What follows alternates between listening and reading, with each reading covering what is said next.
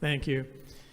Friends, we're going to deal with general government now. We take about 17 smaller agencies in the state, and we are starting this budget year with a approximately 9.5% increase in our budget, which will be about $550 million in the first year, $47.7 million above the base budget. Some overall highlights of the Gen Gov budget include 20 mine, it's not mine, it's yours, it's taxpayer dollars, $29 million in the biennium to target homelessness, housing insecurity for veterans and victims of domestic violence, sexual assault, and human trafficking.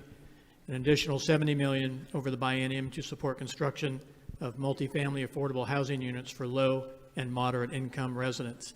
The budget also includes an additional $15 million over the biennium to support volunteer fire and rescue emergency medical services departments and units across the state.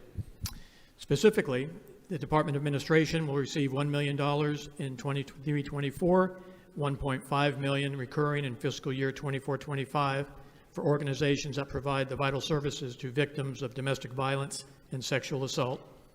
Office of State Budget and Management, under Special Appropriations, provides $1.25 billion from the Regional Economic Development Reserve for various local projects to support economic development across the state.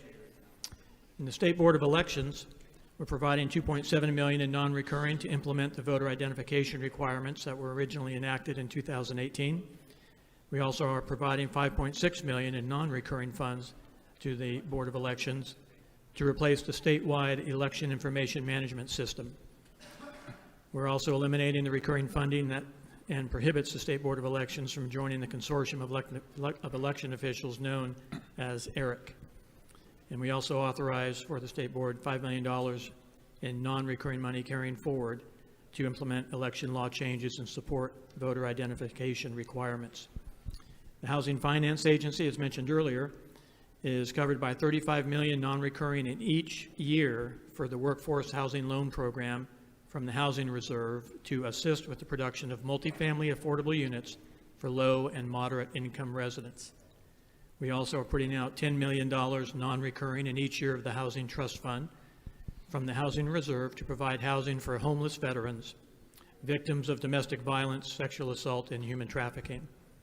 The Office of State Human Resources will be getting $5.6 million non-recurring to plan and design with IT the replacement of their human capital resources management system. The Department of Insurance is providing $1 million non-recurring in each year for grants up to $10,000 to eligible volunteer fire departments for the replacement of their fire truck tires.